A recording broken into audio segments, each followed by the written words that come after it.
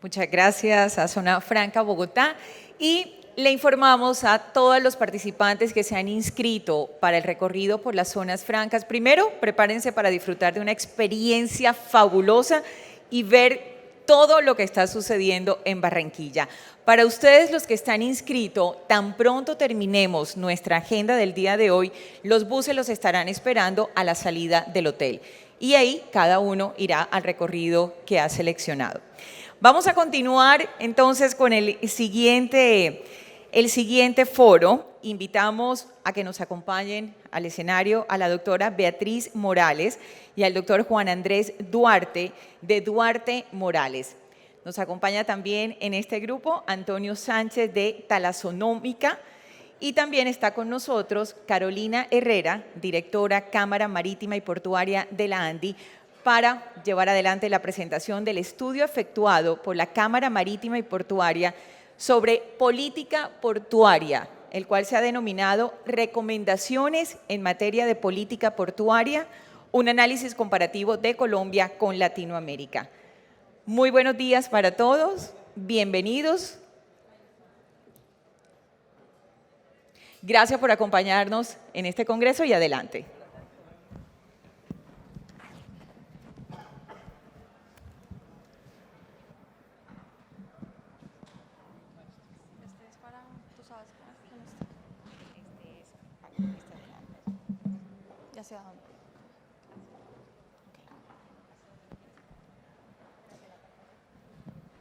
Bueno, muy buenos días a todos. Muchísimas gracias por acompañarnos en este segundo Congreso Integrado de Zonas Francas y Puertos. Vamos a hacer acá una presentación de un estudio de política portuaria que adelantamos en la Cámara. Lo vamos a hacer a varias manos, pues porque vamos a tratar de ser dinámicos y cada uno va a explicar un poco lo que, digamos que en lo que profundizó el estudio. Este es un estudio que tiene por objeto, digamos que el principal objeto es hacer un aporte digamos que a la política pública, posibles soluciones que en materia de puertos se puedan implementar para mejorar algunas de las situaciones que se encuentran hoy en día. ¿Y qué hicimos?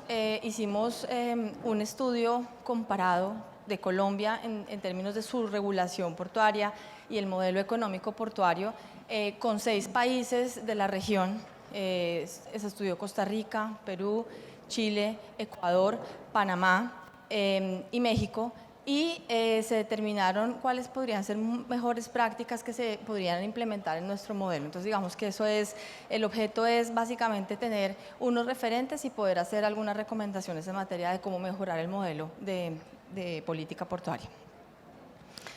Tienen este alcance, entonces en el capítulo 1, en la sección primera, hay una información sobre los puertos y la importancia del transporte pues digamos que el transporte marítimo en la economía. El segundo capítulo, la segunda parte es el modelo colombiano, la tercera parte es la comparación del modelo colombiano con los 6 países referentes que les contaba, y el último capítulo es esas recomendaciones. Entonces hoy lo que vamos a hacer es un barrido por cada uno de estos capítulos y de manera muy resumida contarles las principales conclusiones y las grandes líneas de cada uno.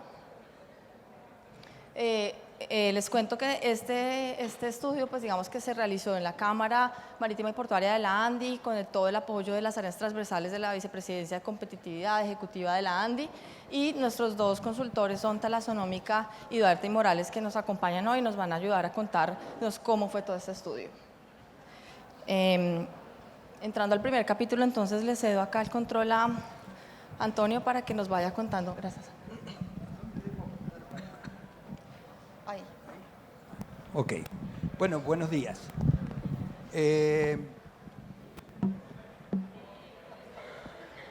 Bien, a modo de determinar el contexto en el que nos movemos, estamos en un mundo que, tanto en términos económicos como en términos de comercio, viene creciendo de un modo bastante lento. Si ven en la gráfica, en el diseño 2007-2017, en las líneas superiores, van a ver el desempeño del Producto Bruto Interno del mundo en la línea completa, y por debajo en la evolución del comercio de mercancías. Vemos que el crecimiento del Producto Bruto Interno del mundo en ese periodo, a la tasa compuesta de crecimiento para ese periodo fue de 2,18%, mientras que el comercio de mercancías en el mismo periodo fue de 1,2%. Es decir, que llevamos una línea de crecimiento bastante tenue. En las líneas inferiores vamos a ver el desempeño de la región de América Latina, en donde claramente tanto el Producto Interno Bruto como el comercio de mercancías creció a un ritmo menor que el mundo. 1,8, no llega a 2, la tasa anual compuesta de crecimiento del Producto Interno Bruto, y no llega a 1, 0,9, es la tasa compuesta de crecimiento del comercio de mercancías para nuestra región.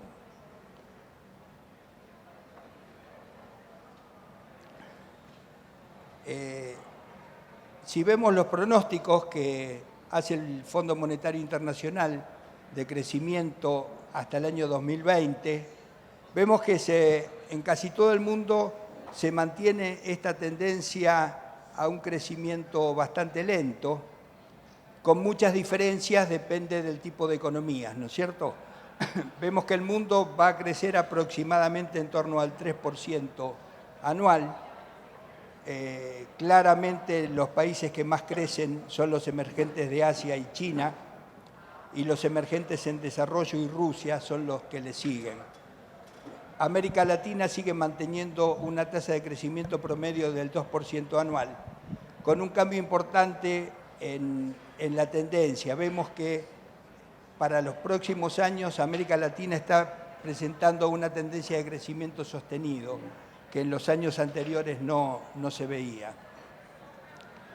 Si vemos cómo evolucionaron las cargas transportadas por modo marítimo, volvemos a ver una enorme diferencia. En la línea superior es la evolución de las cargas en el mundo, y en la línea inferior en la evolución de las cargas en la región de América Latina y el Caribe. Vemos que realmente también es lenta la evolución de las cargas, tanto en el mundo como en la región, pero en nuestra región ese crecimiento muestra una línea mucho más achatada, ¿no? En el mundo las cargas crecieron a una tasa promedio de crecimiento del 3%, un poco más, y en nuestra región crecieron aproximadamente un 2,3, un 2,4%. Se ve un poco más preocupante la proyección de crecimiento hasta el año 2022, en donde muestran una tendencia en el mundo a un crecimiento mayor que en nuestra región, ¿no es cierto?, que es la línea punteada inferior.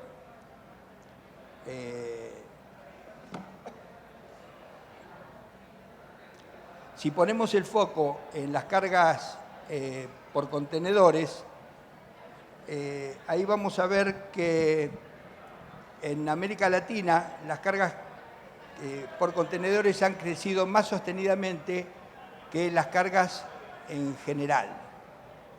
La tasa anual de crecimiento es del 3,8% para el periodo 2017, pero vemos que la tendencia a lo largo del tiempo se ha ido achatando, ha ido perdiendo vigor en su crecimiento, y en el último periodo, 2015-2017, muestra una tasa de crecimiento del 2,64%. De todas maneras, es importante resaltar que si comparamos los tres factores que vimos antes, el comercio regional creció en general 2,89%, las cargas en la región crecieron 2,35% y las cargas en contenedores 3,84%. Es decir, que el movimiento en los puertos de la región ha sido superior al desarrollo de la economía, ¿no? Si vemos ¿Qué pasó en el año 2018? Vamos a encontrar una buena noticia. Por primera vez desde el año 2007 en adelante, vemos que el movimiento de contenedores en nuestra región ha crecido más que en el resto de todas las regiones del mundo. Tuvimos un crecimiento del 7,7% en el año 2018, mayor que otros países de Asia, que China, que el promedio del mundo, que creció al 5%, y de los países más desarrollados, como Norteamérica o la Unión Europea, que crecieron muy por debajo. Por lo que va del año 2019, pareciera ser que estos valores se están replicando. Si bien no podemos pensar que esto sea una tendencia, es un signo alentador pensar que si repetimos estos valores posiblemente podamos tener una tendencia de crecimiento mayor que en el mundo, cosa que en el último decenio no fue así, ¿no es cierto? ¿Qué está pasando en el mundo marítimo? En el mundo marítimo encontramos un proceso de concentración bastante importante. Van a ver en la gráfica, si comparamos el año 2012 versus el año 2018, este proceso de concentración ha hecho que prácticamente 3 grandes alianzas hoy están concentrando un alto porcentaje, casi el 70%, un poco más del 70% de la oferta marítima en el mundo, ¿no es cierto? Si lo vemos en comparación con el año 1992, había aproximadamente 30 empresas que representaban un 63% de la oferta de la capacidad de la flota, y ahora estas 3 superan el 70%, ¿no? Otro fenómeno que enfrentamos es la aparición de los grandes operadores globales internacionales de contenedores, en donde también volvemos a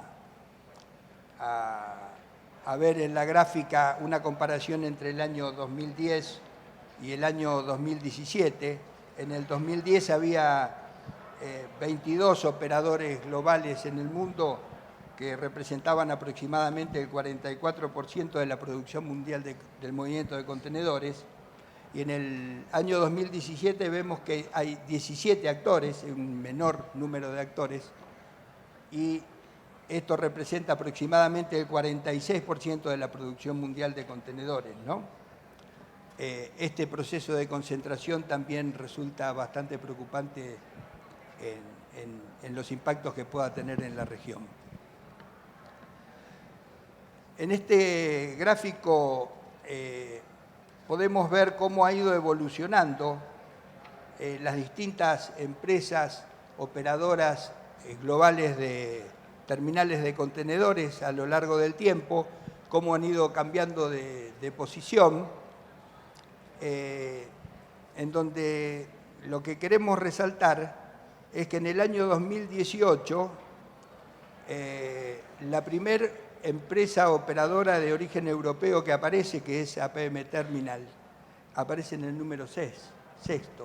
Las primeras 5 empresas son de origen chino, que si ustedes ven cómo han ido evolucionando, han tenido un vertiginoso proceso de toma de participación en el manejo de contenedores en el mundo.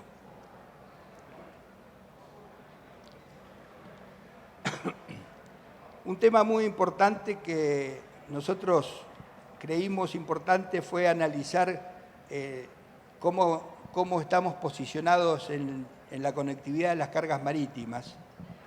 En las líneas naranjas van a ver el top 5 del mundo, de acuerdo a la medición de conectividad de la UNCTAD, en donde China es el país de mayor conectividad del mundo con un ranking con un número de 188.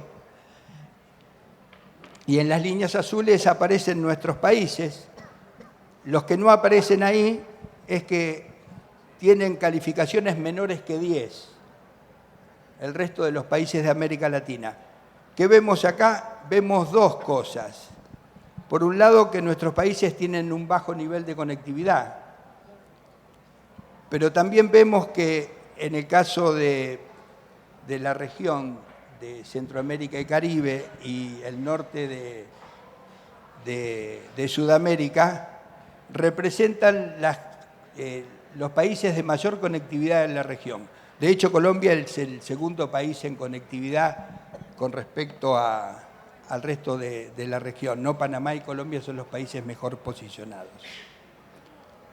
Esto indudablemente nos hace pensar que uno de los grandes objetivos de los países es incrementar la conectividad de sus puertos, ¿no es cierto? Acá tratamos de graficar cómo ha incidido el Canal de Panamá en nuestros puertos. En la primera sección vemos el tamaño de los barcos que operaban en nuestros puertos hasta la apertura del tercer juego de esclusas. En el segundo vemos cuáles son los barcos que han llegado a partir de la habilitación del tercer juego. Y nos preguntamos qué barcos van a llegar en el año 2025, porque según estudios de la ACP, de la Autoridad del Canal de Panamá, ellos calculan que en el año 2025 van a tener que operar una nueva ampliación del canal. Y esto seguramente va a representar que van a llegar buques más grandes, de un tamaño que no sabemos cuál va a ser, pero si vemos que el OOCL Hong Kong, que salió a navegar este año, tiene 21.000 y tantos TEU, es probable que lleguen barcos mucho más grandes que los que llegan hoy a nuestros puertos, con la presión que eso significa sobre la infraestructura, sobre los canales de acceso, sobre el equipamiento y sobre los planes de inversión que los puertos tienen hoy, que son modificados fundamentalmente con la aparición de buques de mayor tamaño. Quisimos también ver un poco el tema de la competitividad, un poco motivados con la firma del Tratado de Libre Comercio, que son factores que mejoran la competitividad de los países. ¿Y qué es lo que vemos? Un poco lo que veíamos con el tema de la conectividad. Los países de nuestra región están lejos de los mejores indicadores de competitividad, excepto Chile, que aparece en el ranking del World Economic Forum en el número 33. Pero también vemos como una cosa buena el hecho de que Colombia está tercera en el ranking de competitividad y nos parece que esto es un indicador muy positivo de cara al futuro de los puertos, ¿no es cierto?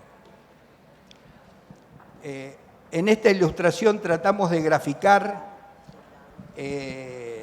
cómo vemos el mundo del comercio, ¿no?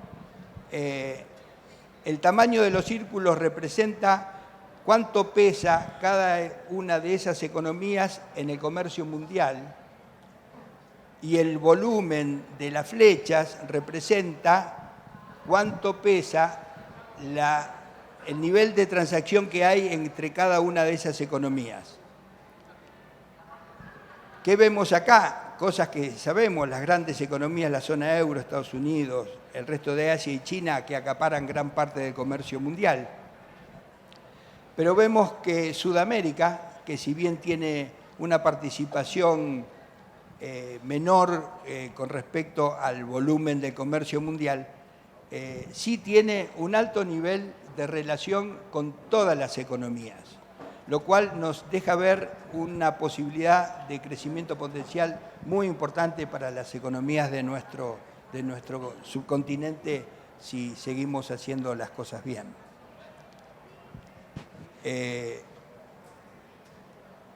Bueno, esto es el contexto general y ahora va a seguir Juan Andrés comentando los otros aspectos del estudio. Gracias. Muchas gracias, Antonio. Buenas tardes para todos. Vamos saliendo de este contexto internacional y vamos a empezarnos a meter a la comparación con Colombia, directamente a Colombia. Y empezamos con la variación porcentual del PIB en Colombia, cómo ha venido evolucionando desde el 2014. Vemos que venía constantemente bajando nuestro crecimiento porcentual de PIB hasta un repunte del 2.7% que tuvimos en el 2018. Y comparativamente vemos cómo esto se relaciona con los resultados o el comportamiento de nuestra balanza comercial, cómo veníamos cayendo importantemente en el número de exportaciones, en el porcentaje de exportaciones, al igual que importaciones, y cómo a partir de 2017 empieza a revertirse un poco esa tendencia a crecer en importaciones, a crecer en exportaciones. Sin embargo, estos crecimientos de los últimos 2 años no nos llevan a los niveles iniciales, digamos con los decrecimientos que tuvimos o las contracciones que tuvimos en 2014, 15 y 16. Vemos en cuanto a niveles de inversión portuaria en Colombia, cómo la gran cantidad de inversión se concentró en los años 12, 13 y 14, cuando estaban madurando algunos planes de inversión o cuando estaban iniciando nuevos emplazamientos portuarios, y que desde entonces empezó a caer la inversión portuaria en Colombia. Los últimos 2 años se vio mucho más contraída la inversión por diferentes aspectos. Uno de ellos, quizá muy conocido en el gremio portuario, era este concepto jurídico indeterminado de la modificación sustancial, en donde cualquier cambio, así se quisiera hacer por cuenta y riesgo del concesionario, se estaba llevando una posible modificación sustancial para cambio de contraprestación. Eso contrajo un poco, según nuestras conversaciones con los puertos, el nivel de inversión efectuada en las terminales. Ya esto se solucionó con el artículo 110 del nuevo plan de desarrollo, en donde se define claramente qué es modificación sustancial, como lo veremos más adelante.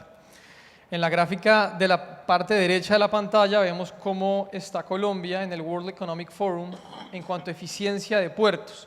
El puntaje máximo es un puntaje de 7 puntos. Colombia está exactamente en el promedio con América Latina, teniendo países como México, Ecuador, Uruguay, Chile y Panamá que representan o que salen calificados con mayor eficiencia portuaria que Colombia.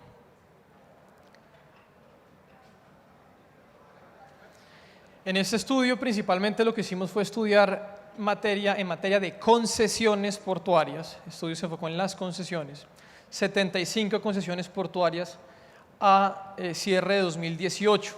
San Andrés, Turbo, Guajira, Tumaco, Golfo, Morrosquillo, Santa Marta, Buenaventura y Cartagena, las 9 zonas portuarias. En la parte izquierda de la pantalla, un total de 75 concesiones. Y en la parte de la derecha vemos cómo están concentradas, cómo son la densificación en las bahías portuarias, siendo las bahías más densificadas en cuanto al número de concesiones existentes, Cartagena con 29 concesiones, Barranquilla con 16 concesiones y Buenaventura con 8 concesiones presentes en la zona portuaria. Estos datos de la carga movilizada por millones de toneladas con fuente del último boletín de la Superintendencia de Transporte, dice que en el 2018 movimos 199.3 millones de toneladas en Colombia, siendo estas 98.8 movidas a través de puertos marítimos, 45% por servicio público, 54% por servicio privado. ¿Qué nos dice esto? Que la carga movilizada en exportaciones fue de 130 millones de toneladas de esas 199. 38.6 importaciones, 22 transbordo, cabotaje y otras cargas. ¿Cómo se va conectando esto y cuál es la importancia? Miremos el tipo de carga movilizada por Colombia en 2018.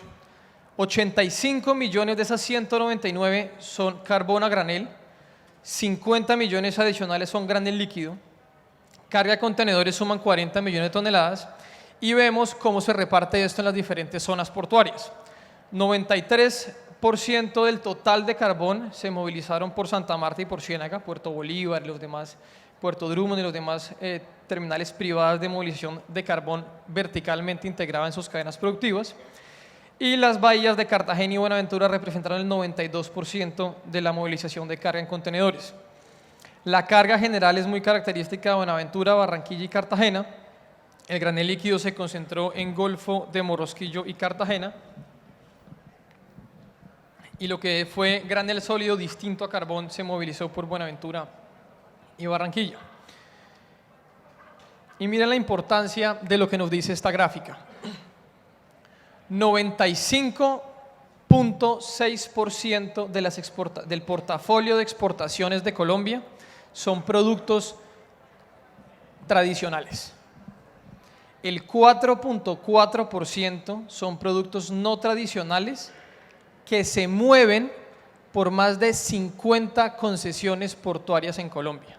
O sea, ese 4.4% que nos queda del portafolio exportador de Colombia está peleado entre más de 50 concesiones portuarias. Esto ratifica la importancia del estudio de capacidad portuaria en Colombia para analizar la oferta de servicios por tipo de carga en cada bahía de Colombia. Eso fue un dato muy importante en cuanto al portafolio de exportaciones y también la necesidad de fortalecer esa oferta exportadora nacional del país.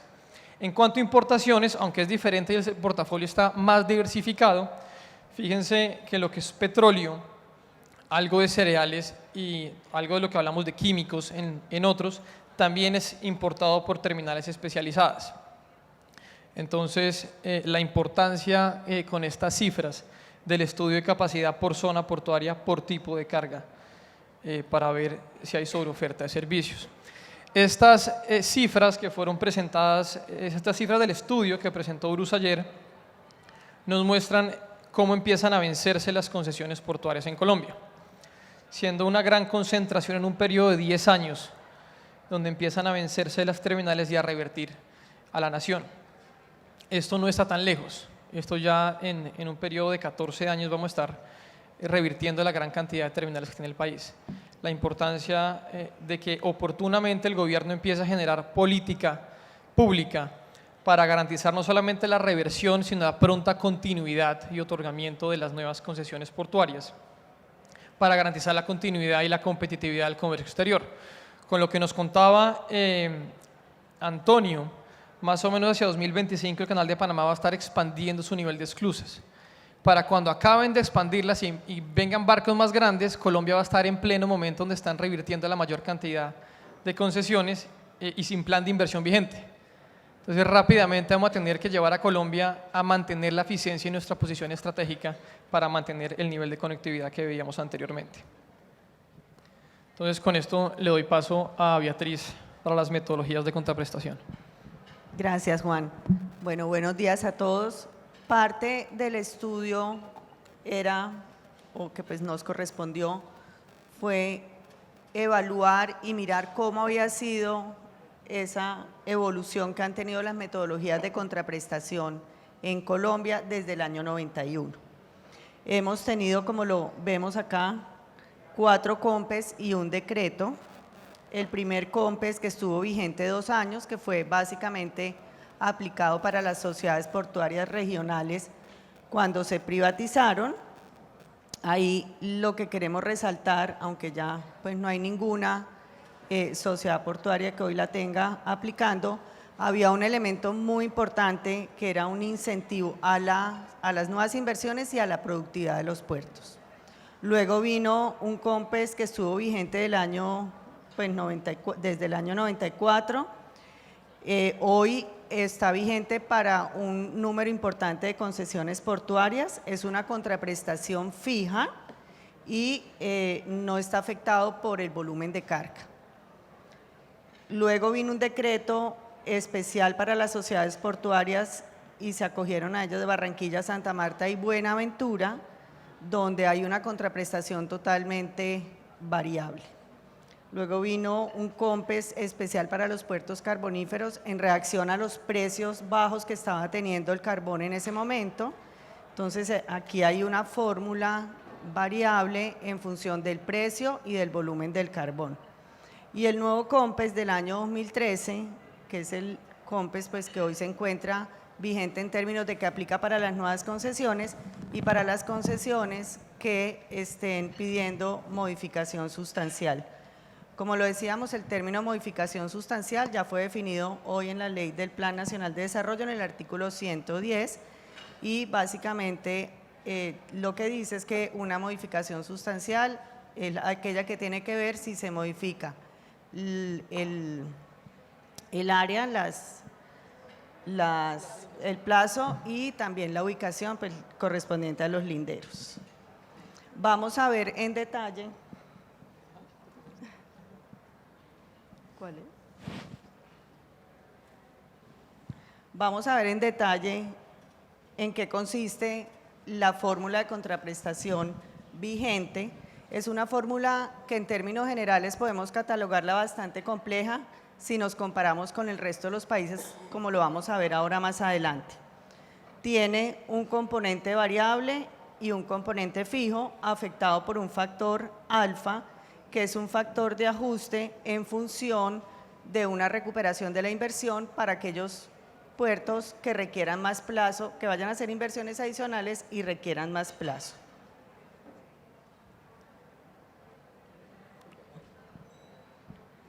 ¿Cuál? La flecha.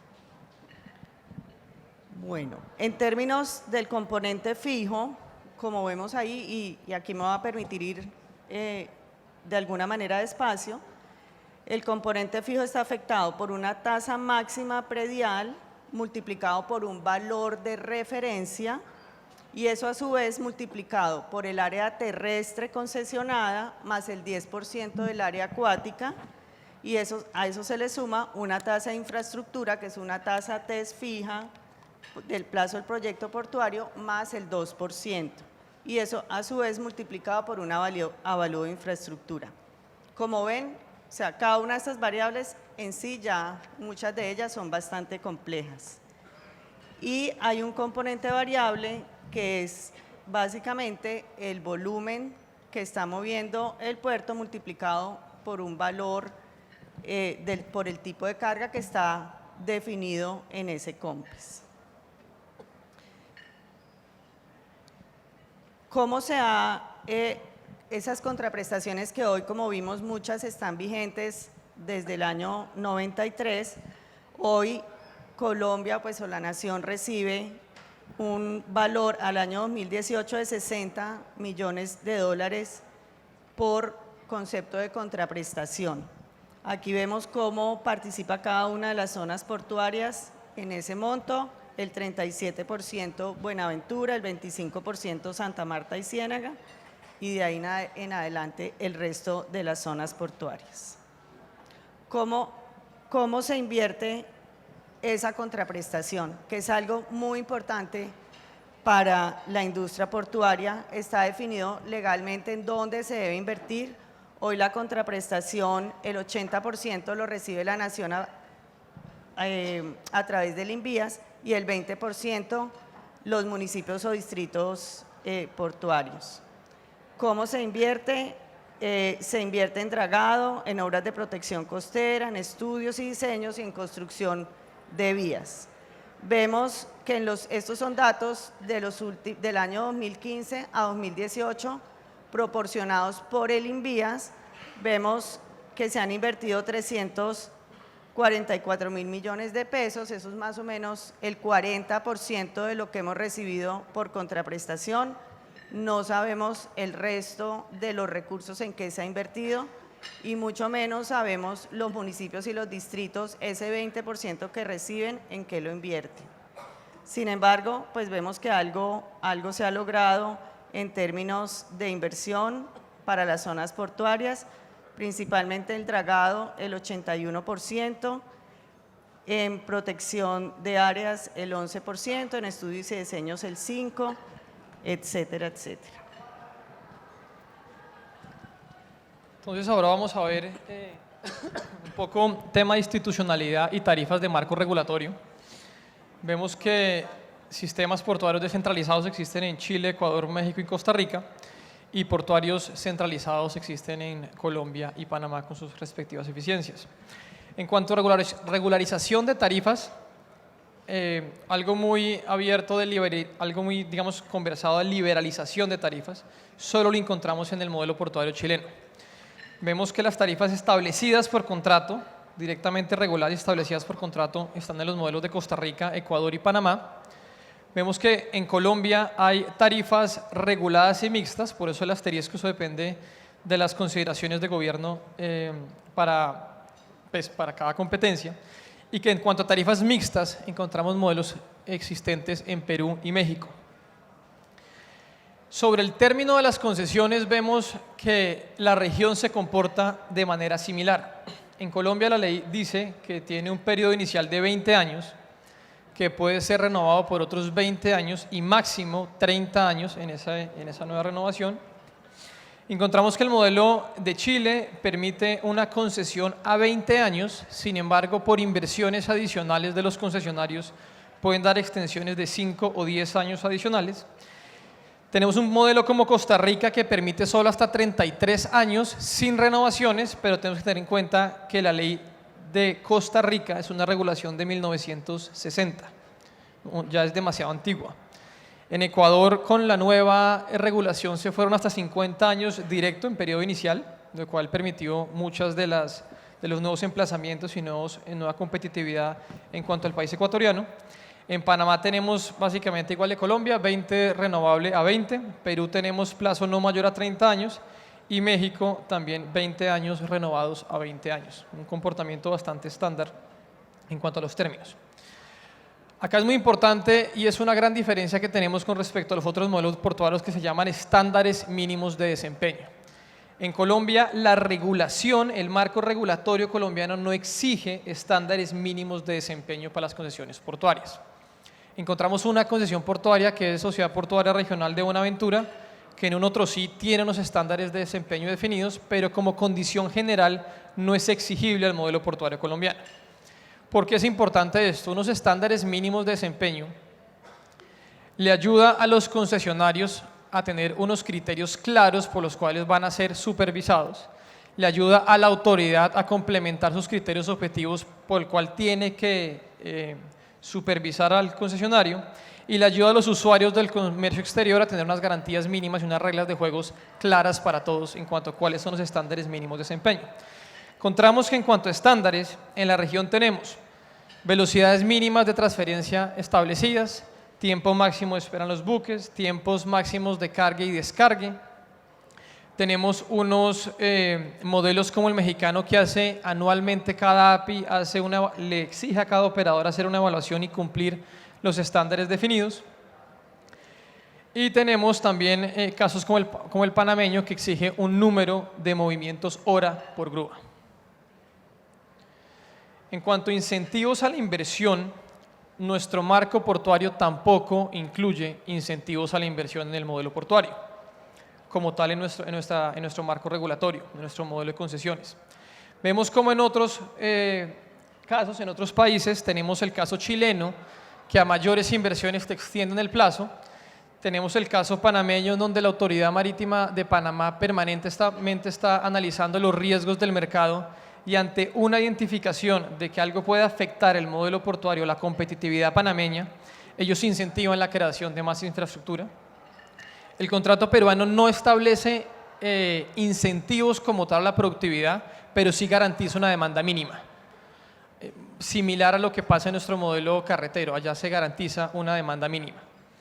Y en México se le da completa libertad a los concesionarios privados de invertir en infraestructura portuaria tal que mantengan la competitividad y respondan a la demanda de la industria. En incentivos a la productividad, acá encontramos por el contrario desincentivos en Colombia a la productividad.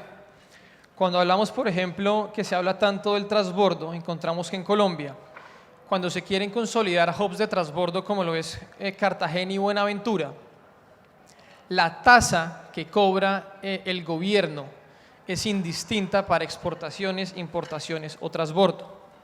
Entonces, contrario al COMPES carbonífero, que va ligado al precio de carbón cuando sube o baja, el gobierno cobra más o cobra menos. Lo que nos explicaba Antonio de la concentración de las alianzas navieras, cuando esas alianzas llegan a negociar con el puerto para darle más volumen y ese transbordo, digamos, se convierta en mayor cantidad de conexiones en menores días de tránsito, el puerto se enfrenta a negociar menores tarifas, aparte de condiciones de free pool y todo lo que conocemos, pero a mayor volumen yo tengo que disminuir la tarifa que yo estoy cobrando y el gobierno me sigue cobrando la misma tarifa por movimiento de contenedor. Entonces, el total de mis ingresos brutos se disminuyen y el gobierno sigue completamente estable en eso. Entonces, en otros modelos portuarios sí vemos la diferencia de tarifa por transbordo.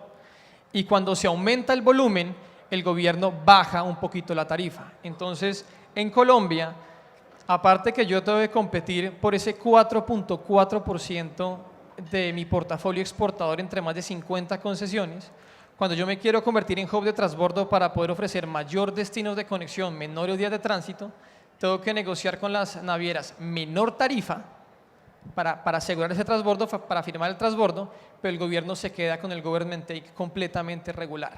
Entonces, ¿qué incentivo tengo como concesionario para mover más volumen si mis ingresos brutos como tal terminan disminuyendo al final? Eso es un desincentivo que encontramos en el modelo portuario colombiano y que esperamos que va a estar corregido y que pues el gobierno lo ha tenido en cuenta en el nuevo estudio de capacidad que está desarrollando.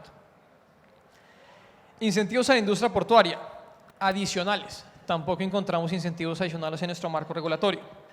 Encontramos que en otros países, por ejemplo en México, hay un Plan Nacional de Desarrollo Portuario que se actualiza periódicamente y establece nuevos incentivos adicionales.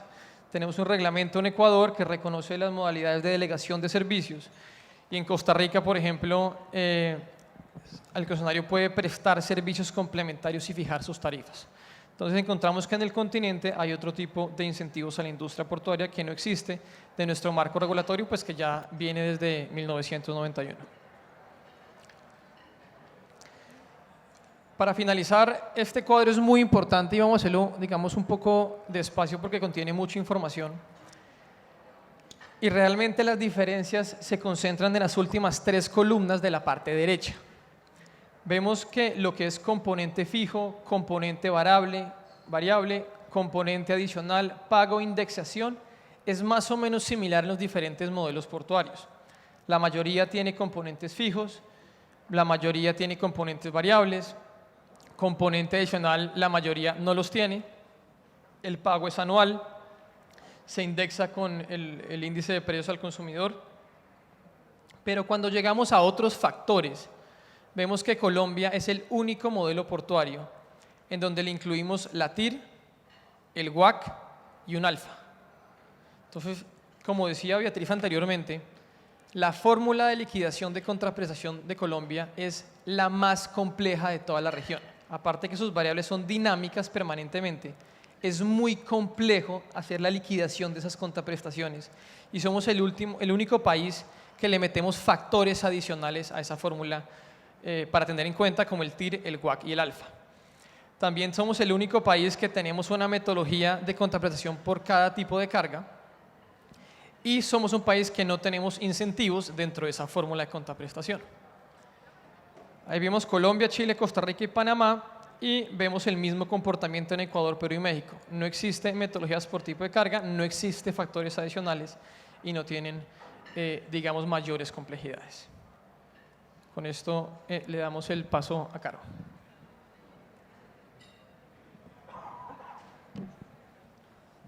Bueno, después de haber hecho, digamos que ese análisis del entorno internacional, que como bien explicaba Antonio, pues está marcado por una serie de elementos que generan presión sobre el sector portuario y sobre pues, el transporte marítimo, pero especialmente también en las terminales portuarias. Y estos otros elementos, digamos, del entorno competitivo intrarregional, como también explicaba Juan Andrés, en la caracterización del sector en Colombia, digamos que tampoco, o sea, no está alejado de lo que está pasando en el entorno internacional. De hecho, pues digamos que se notan las tendencias de la desaceleración del comercio, tanto en el comportamiento del PIB, de las IMPO y de las Expo, como también en cómo han bajado los niveles de inversión, que es como signos donde uno dice hay que hacer algo para que esto nuevamente se reactive. Entonces, digamos que he estudiado todo eso y también analizando qué tienen en la estructura y en los temas regulatorios de los otros países, pues nosotros nos hemos permitido hacer una serie de sugerencias muy respetuosas, pues, y realmente no es de crítica, sino con un ánimo constructivo para poder, digamos, que hacer algo en donde este sector pueda estar actualizado a lo que está pasando. La ley primera fue una ley muy exitosa, pues es tan exitosa que uno ve cómo crecieron las concesiones y cómo se dinamizó el sector y cómo hoy en día hay un nivel de capacidad portuaria muy importante y pues digamos que con unos estándares a nivel internacional pues buenos. Pero digamos que es el momento de revisar qué está pasando en el sector y mirar pues si ya es necesario seguir en la política de la dinamización o de pronto es más bien un momento de revisar las infraestructuras que hay y qué se necesita. Por eso también yo creo que vuelvo y reitero la importancia del estudio de capacidad portuaria que va a hacer el Departamento Nacional de Planeación, el Ministerio de Transporte, que fue incluso una de las sugerencias de la Cámara Marítima y Portuaria cuando estaba en proceso de construcción el COMPES portuario, porque si no está claramente definido en dónde se necesitan las inversiones, en qué tipo de terminales están haciendo falta en el país o qué tipos de terminales ya, digamos que hay tal vez sobre oferta, pues digamos que no se van a, son inversiones muy cuantiosas que no se van a dirigir bien, pensando en que los puertos son un objetivo estratégico del Estado y que tienen que estar, digamos que bien direccionadas esas inversiones. Entonces, digamos que con todo eso en mente, lo que hemos, digamos que sugerido o lo que creemos que podría ayudar es lo siguiente. A nivel de la política portuaria, pues es clave que el tema portuario sea pues como de los tops, de los ejes estratégicos del país, pues es la cara del comercio internacional, es la primera puerta de entrada de todo el proceso de transacción de mercancías. Un poco lo que acabo de decir es ajustar esa política a las condiciones actuales del sector portuario que están caracterizadas por estas situaciones, un crecimiento modesto de la economía y del comercio mundial, la concentración del mercado naviero, pero pues también la concentración de los operadores de terminales portuarios, que han venido, como explicaba Antonio, haciendo unos procesos de integración horizontal y vertical que antes, digamos que no eran característica del mercado. También, como vimos, una situación de mayor competencia interportuaria que viven hoy en día y estas megaestructuras e infraestructuras disruptivas como los grandes buques que vimos en las imágenes que exigen unas nuevas condiciones de infraestructura para poder atender estas embarcaciones. También consideramos que es bueno revisar, es decir, fortalecer ese proceso de concesión, de concesiones. Con esto lo que queremos decir es que el modelo es bueno, es necesario seguir trabajando en que sean los privados los que tengan, digamos que el modelo, la concesión, pero pues que hay que salvaguardar esa infraestructura que hoy en día está en el país y con la que contamos, fortalecerla.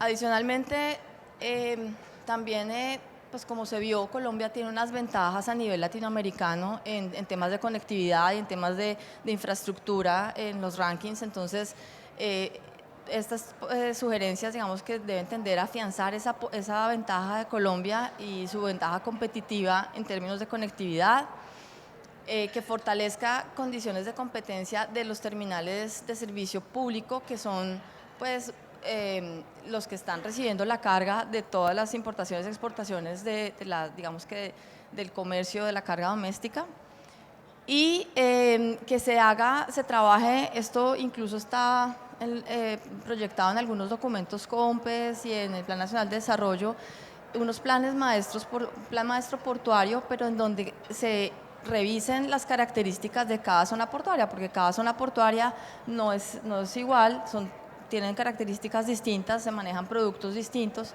entonces que se haga una revisión de esos planes maestros por diferentes zonas portuarias y se analice qué cargas se manejan allí.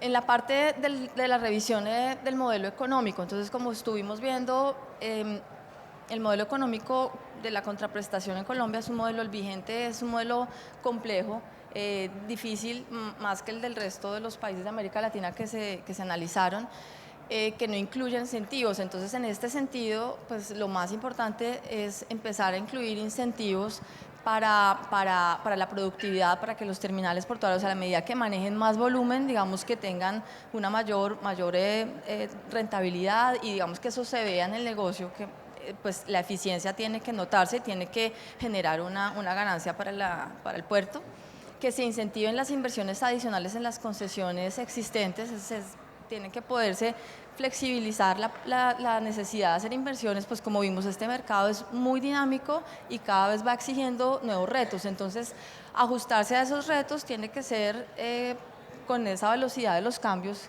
que hoy en día, como sabemos, con todo el tema de tecnología, los cambios son a velocidad exponencial, no como en otras épocas. Y pues crear otros incentivos que permitan hacer esas modernizaciones y responder a los desafíos del sector a nivel de eficiencias portuarias, productividad, competitividad. Orientar la inversión privada sin que haya requerimientos fijos, resguardando y promoviendo la competencia, como hay modelos de América Latina. Es decir, que si tienen que hacer unas inversiones, pues que no tenga que ser exactamente un monto único, fijo. Simplificar el modelo de cálculo de la contraprestación actual, que es COMPES, como vimos, pues los ejemplos son varios en relación con que los otros modelos son mucho más sencillos, orientados a un componente, en algunos solo pocos casos fijo, casi todos variables, dependiendo del nivel de ingresos de las terminales, no dependiendo de los volúmenes que se manejan en las terminales. En el marco legal, lo que también creemos es que pues, para poder hacer todo esto, las instituciones y las normas deben pues, permitir hacerlo. Entonces, hay que revisar qué tipo de ajustes normativos e institucionales se requiere para poder alinearse con estos objetivos e impulsar el negocio portuario para que sea atractivo y sustentable a largo plazo. En términos de concesión, pues también mirar adaptar los plazos de concesión a las nuevas exigencias de la inversión del sector. Son inversiones muy grandes, son inversiones que necesitan periodos de tiempo largos para poderse rentabilizar, para poderse recuperar. Entonces esto es clave tenerlo en cuenta, porque normalmente eso es lo que sucede. Hay cambios en los contratos para poder lograr mayores términos y poder tener espacio para que haya una recuperación de las inversiones. Determinar los mecanismos que se puedan aplicar cuando, apoyados en el estudio de capacidad portuaria, no se considere necesario aprobar nuevas concesiones portuarias, que esto es importante, y valorar los beneficios para la economía nacional de los procesos de integración horizontal y vertical. Es un poco ver pues, todo lo que está pasando y que haya los mecanismos para que el sector, digamos, que tenga una posibilidad de competir de manera que permita, que pueda estar en condiciones de competencia más bien. Otras recomendaciones, pues con todo lo que vimos de las cifras de las contraprestaciones y de la destinación de los recursos, pues hay algunas recomendaciones que no podemos dejar de hacer. Ayer estuvimos en el panel de los dragados y del tema de Barranquilla, y digamos que hay ya unas luces y unas buenas, digamos que pues un futuro más positivo. Pero en el tema de Buenaventura, pues también queremos hacer un llamado para que, digamos que de manera urgente se decida qué alternativa se va a utilizar para poder hacer el dragado de profundización que se necesita en el canal. Eso es, digamos que, supremamente urgente.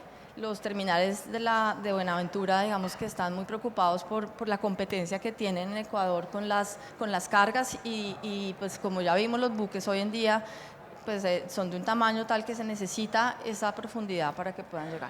Entonces, esto, digamos que en específico sobre esa profundización del canal de Buenaventura, y en general también que haya una adecuada ejecución del Plan Nacional de Dragados para que este tema, digamos que hoy en día vivo en Buenaventura, no se repita en otros canales de acceso, que todos tengan la tranquilidad de que hay canales de acceso con la profundidad que se requiere para que puedan llegar los buques, y en especial pues las desembocaduras del río Magdalena en Cartagena con el canal del Dique y acá en Barranquilla.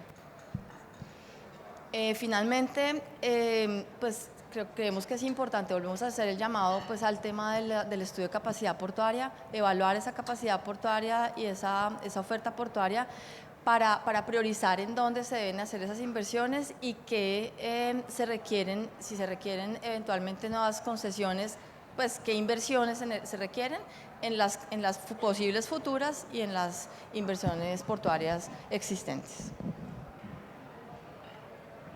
Esto es, espero que haya resultado de interés de ustedes el estudio. Nosotros esperamos próximamente hacer una publicación de este estudio completo, editado, amigable como esta presentación para que todos se interesen y lo lean. Yo creo que tiene unos muy buenos elementos de comparación y unas cifras bien interesantes.